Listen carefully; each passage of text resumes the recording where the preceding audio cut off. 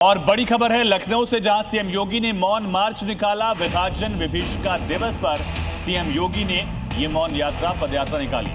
तो मौन पदयात्रा में सीएम शामिल हुए। बड़ी खबर इस वक्त की। हर व्यक्ति जानता है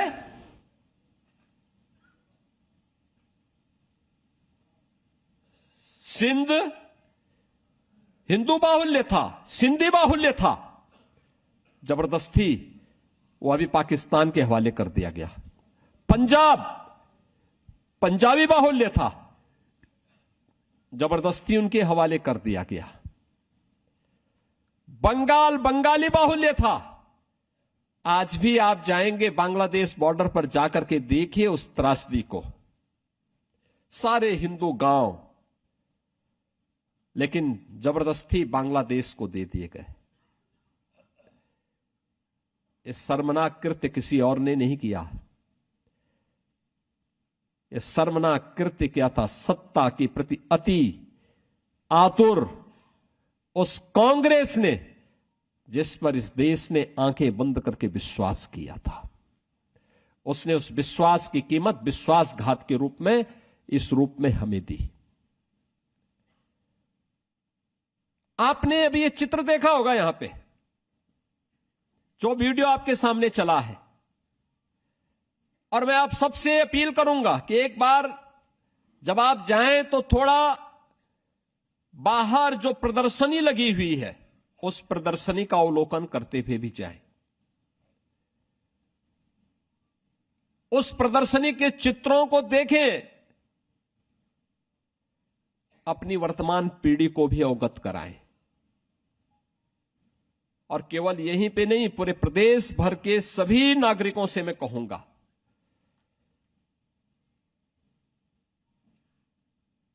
कि इसका अवलोकन जरूर करें। अपने वर्तमान को भी समझाएं और आने वाली पीढ़ी को भी समझाएं ये क्या है, ये दृश्य क्या है, ये दृश्य क्या इंगित करता है। और याद रखना, जो लोग 1947 में मौन थे, जिनके स्वर उस समय भी नहीं फूट रहे थे, उनकी नजरें तब भी सत्ता में थी, सत्ता पर थी। एन केन प्रकारेण सत्ता मिले, देश की कीमत पर सत्ता मिले, उन लोगों के कृत्य आज भी वही है। आपने पिछले कुछ दिनों पूर्व बांग्लादेश के अंदर हिंदुओं पर हुए कत्लेआम की घटना को देखा होगा। तब भी ये दल मौन थे, क्योंकि बांग्लादेश की घटना पर अगर ये कोई प्रतिक्रिया व्यक्त करते तो उनको लगता था कि उनका वोट बैंक कहीं यहां खिसक न जाए। उनके लिए उन दलित हिंदुओं के कत्लेआम मायने नहीं रखता है, उनके लिए अपना वोट बैंक मायने रखता है। ये कोई दल बोला नहीं था, ये लोग तब भी मौन थे, ये आगे भी मौन रहने वाले हैं। क्योंकि ये अपने निहित स्वार्थ के लिए सत्ता को अपना केंद्र बना करके, उसको अपनी पर्सनल प्रॉपर्टी बना करके, उस पूरी सत्ता को अपनी पारिवारिक विरासत का हिस्सा बना करके देश के साथ यही धोखा करने वाले हैं। इन्होंने यही किया था और यही करने की मंशा के साथ ये लोग अव्यवस्था और अराजकता फैलाते हैं। हमें आश्चर्य होता है, यह देश गुलाम क्यों हुआ? गुलामी का कारण क्या था? ऐसा नहीं कि हमारे पास बल की बुद्धि की या वैभव की कमी रही हो, किसी भी चीज की कमी नहीं थी। हमसे बलशाली दुनिया में कोई नहीं था, हमसे वैभवशाली भी कोई नहीं था।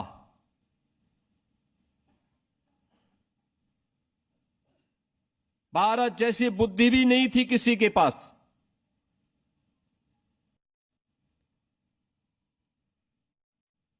आज से 400 वर्ष पहले 16वीं 17वीं शताब्दी में अगर भारत की अर्थव्यवस्था की तुलना कोई करे तो दुनिया की अर्थव्यवस्था में भारत का हिस्सा 24% था। 24 से 25% भारत का, अकेले भारत का हिस्सा था।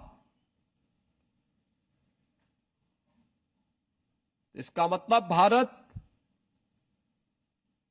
वैभवशाली था, धन धान्य से परिपूर्ण था। हमारे पास धन धान्य था, इसीलिए विदेशी आक्रांता हमला कर रहे थे, हमला करने के लिए आतुर थे। तो जब हमारे पास न बल की कमी थी, न बुद्धि की कमी थी, न वैभव की कमी थी, फिर कमी क्या थी? 2 कारणों से यह देश गुलाम हुआ था। एक, आपसी अंतर विरोधों के कारण। आपसी अंतर विरोध, जाति, क्षेत्र, भाषा, इन वादों में विभाजन, यही हमारा अंतर विरोध एक था। अंतर विरोध जब है तो अंतर विरोध के साथ दूसरी चीज सरलता के साथ समाहित हो जाती है, और वह है षड्यंत्र। षड्यंत्रकारी फिर भारत के अंदर षड्यंत्र करने में सफल हुए। परिणाम क्या था? परिणाम गुलामी,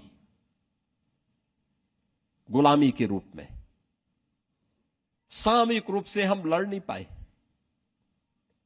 क्योंकि ये लगता था कि हमला उस पर हो रहा है, मैं क्यों बोलूं।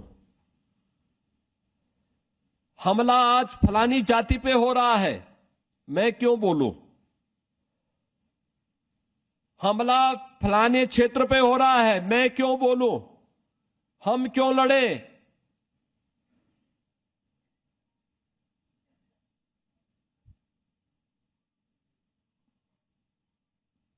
दुष्परिणाम सामने आने ही थे, देश गुलाम हो गया।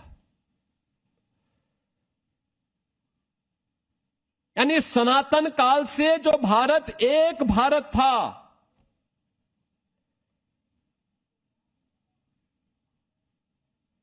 अब भारत टुकड़ों में बढ़ गया। उस भारत के टुकड़े कर दिए गए। 1947 आते आते जिस देश की आजादी के लिए महात्मा गांधी जी ने, लौह पुरुष सरदार वल्लभ भाई पटेल ने, नेताजी सुभाष चंद्र बोस ने, राजगुरु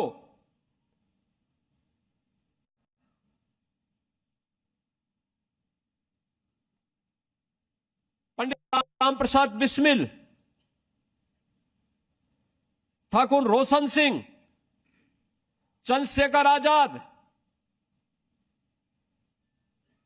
झांसी की रानी लक्ष्मीबाई, तात्या टोपे, वीर सावरकर जैसे महापुरुषों ने लड़ाई लड़ी थी। जिस देश में कभी यह मंत्र गूंजा था कि स्वराज मेरा जन्म सिद्ध अधिकार है, हम लेकर के रहेंगे, उस देश की क्या कीमत उसकी हमें चुकानी पड़ी। कौन इसके लिए दोषी था? और कभी उन दोषियों को कटघरे में खड़ा करने के लिए हमने कोई प्रयास प्रारंभ किया और कभी हमने उनकी वर्तमान पीढ़ी से प्रश्न पूछने का प्रयास किया। वे तो अपने स्वार्थ के लिए जब उनके मन में आया तब देश को क्षेत्र के आधार पर लड़ाते रहे, कभी उत्तर कभी दक्षिण के रूप में, कभी पूरब और कभी पश्चिम के रूप में, कभी हिंदू और सिख के रूप में। उनकी राजनीतिक रोटी सेकी जाती रही, लेकिन कमजोर भारत हुआ। विभाजन की कीमत भारत को चुकानी पड़ी, निर्दोष नागरिकों को चुकानी पड़ी। वह कीमत आज तक भारत चुका रहा है, लगातार चुका रहा है। यह वही कीमत है जो कभी आतंकवाद के रूप में, कभी नक्सलवाद के रूप में, कभी माओवाद के रूप में, कभी उग्रवाद के रूप में लगातार भारतीयों को डस रहा है। लेकिन यह 1947 के पहले के उस षड्यंत्र पर हम सब की चुप्पी की ओर भी हम सब का ध्यान आकर्षित करता है।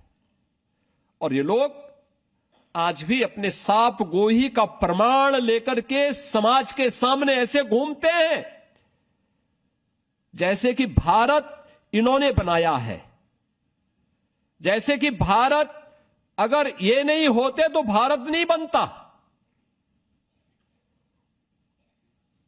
बड़ी अजीब सी स्थिति है। जिन क्रांतिकारियों ने अपना सर्वस्व न्यौछावर किया देश की आजादी के लिए, उनको भुला दिया गया। जिन लोगों ने अपने स्वार्थ की सत्ता के लिए देश का विभाजन कराया, वे सर्वे सर्वा हो गए। देश की हर संस्था के नाम उस परिवार के, उस खानदान के नाम, देश की हर संस्था का नाम उस खानदान के नाम हो गया।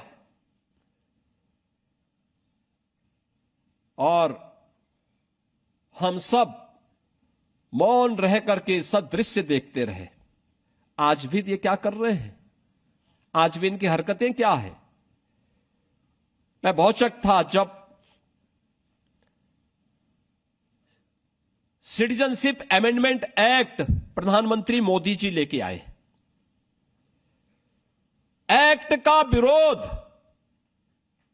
कोई औचित्य नहीं था, लेकिन एक्ट का प्रावधान था कि अफगानिस्तान में, पाकिस्तान में, बांग्लादेश में, यानी ये तीनों भाग वह हैं जो अखंड भारत के हिस्से हुआ करते थे। आज से नहीं, हजारों वर्षों की विरासत एक साथ जुड़ी हुई है। और उसमें प्रावधान था कि इन देशों में कोई हिंदू, कोई सिख, कोई जैनी, कोई बौद्ध, कोई पारसी, कोई ईसाई अगर वहां से निकाला गया है और वह भारत में शरण लिए हुए 5 वर्ष हो गए हैं, तो उसे हम भारत की नागरिकता देंगे। इसमें कहीं यह नहीं था कि हम मुसलमान की जमीन लेंगे या कांग्रेस की जमीन लेंगे या समाजवादी पार्टी की जमीन ले लेंगे। ये कहीं नहीं था, एक्ट में कोई प्रावधान नहीं। लेकिन आंदोलन देश के अंदर करने के प्रयास हुए। आपने देखा होगा लखनऊ में भी आगजनी करने का प्रयास हुआ, कानपुर में, मेरठ में, संभल में, अलीगढ़ में, बुलंदशहर में, मुजफ्फरनगर में, सहारनपुर में, जगह जगह करने के प्रयास हुए। तो गनीमत थी कि उत्तर प्रदेश की जनता जनार्दन की कृपा से यूपी में डबल इंजन की सरकार थी। आप सोचो अगर समाजवादी पार्टी की सरकार दुर्भाग्य से रही होती तो दंगों की इस आग से क्या यूपी उभर पाता? किस प्रकार का नग्न तांडव होता था? और तो उन्हें मालूम था दंगाइयों को कि दंगा की कीमत क्या चुकानी है अब। तो इसलिए वे अपनी मनमर्जी से कर नहीं पाए, लेकिन उनके दुस्साहस से बताते थे और मैं ये नहीं समझ पा रहा था कि ये विरोध क्यों कर रहे हैं। हम पूछते थे विरोध का कारण क्या है। अगर कोई विस्थापित हिंदू को, विस्थापित सिख को, विस्थापित बौद्ध को, विस्थापित जैन को, विस्थापित पारसी को भारत सरकार अपनी लैंड दे करके उसको बसाना चाहती है और नागरिकता देना चाहती है, तो आपको परेशानी क्या हो रही है। लेकिन विरोध किया गया और उस विरोध को कौन मजबूती से पीछे से पुशअप कर रहा था? कांग्रेस, समाजवादी पार्टी। इनका वो चेहरा भी तो आपने देखा होगा। यानी ये वास्तविक दोषी है 1947 के विभाजन के भी और 1947 के कत्लेआम के भी। अगर उस समय मोदी जैसा प्रधानमंत्री होता तो भारत का कोई बाल बांका नहीं कर पाता। लौह पुरुष सरदार वल्लभ भाई पटेल जैसा प्रधानमंत्री होता तो भारत की एकता को कोई खंडित नहीं कर पाता।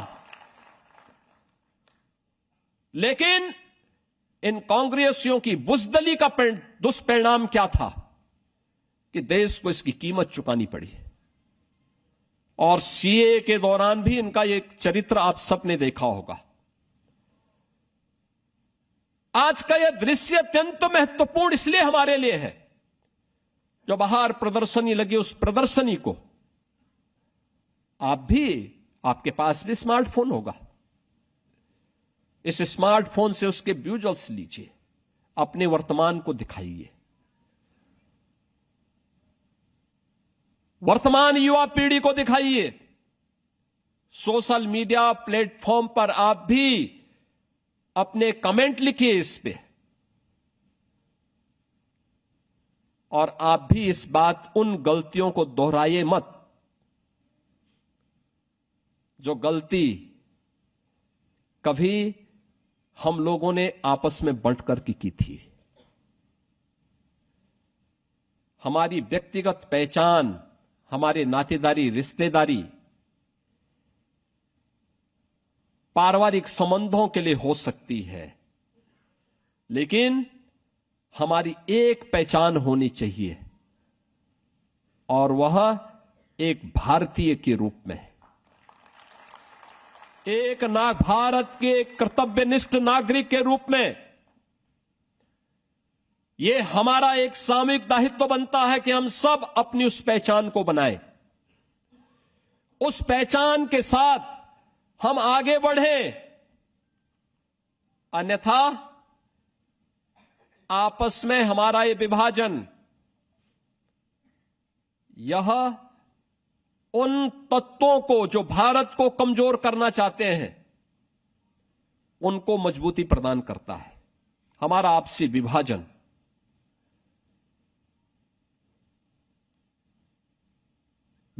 की जो भीषण त्रासदी हुई, इस त्रासदी में लाखों हिंदू, सिख, बौद्ध, जैनी, ये सभी लोग जो भारत के मूल नागरिक थे, इन लोगों को अपने घरों से बेघर होना पड़ा। लाखों का कत्लेआम हुआ। अकेले पंजाब के अंदर ही, अकेले पाकिस्तान के अंदर ही 10 लाख से अधिक लोग काटे गए थे। ट्रेन में जो विभत्स हत्याकांड हो रहे थे, ट्रेन की बोगी लाशों से पटी हुई होती थी। रेल की पटरियों में चारों ओर लाश बिछी होती थी। अब टूटी हुई बैलगाड़ी में कैसे लद करके उस समय आधे वदन कपड़े पहनी हुई माताएं और बहनें निकल रही हैं। ये दृश्य दिखाइए वर्तमान पीढ़ी को, जो आज बहकाने का प्रयास कर रहे हैं ना युवा पीढ़ी को, उनको बताइए ये बहकाने वाले लोग वही हैं जिनके पूर्वजों ने ये त्रासदी भी ला करके खड़ी की थी देश के सामने। ये वही लोग हैं, और इनका चरित्र देखना हो, सीए के दौरान भी आपने देखा होगा, और दूसरा बांग्लादेश के अंदर हुई हाल ही की घटनाओं में इनकी चुप्पी भी उस ओर इनको फिर से कटघरे में खड़ा करती है। मैं जब बिजनौर में गया था, पाकिस्तान से निकाले गए लगभग 8,000